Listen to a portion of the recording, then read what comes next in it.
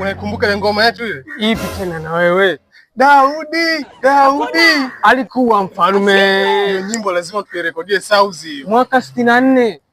Ile ngoma mimi naisikia. Usinakumbuka tulianza kushuti video kabla ya audio? Ni kweli. Sasa halafu miaka hiyo mimi nakumbuka baba yangu tulikuwa tunacheza naye mpira, ile alikuwa tufahamiana.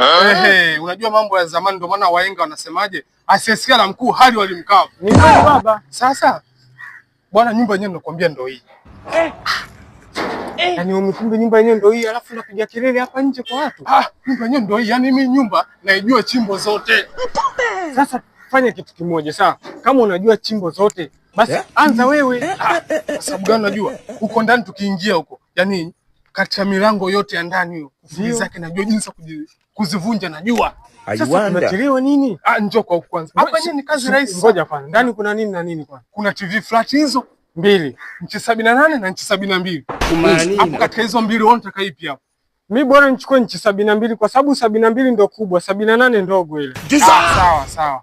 Sasa njoo kwa huko nyuma, nianze kuvunja hapa. Vunja, mimi naangalia watu, vunja. Unasikia?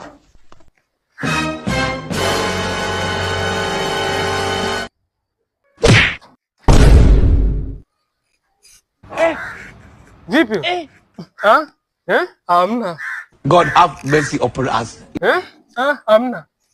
Sema mkono wangu mimi ufikii, ni mkono wangu mimi mfupi. Mkono ufiki? Mkono wangu mimi mfupi. Huwezi kupinga namna hiyo. Pumbavu sana wewe. Mama. Hakuna. Ashindwe. Sasa unasikia? Umesikia nipo kwa hapa nyuma, wewe fungua, nakuja nakojoa. Sasa huo unaangalia na watu huko. Nakojoa. Ngapi huko? Soma hiyo.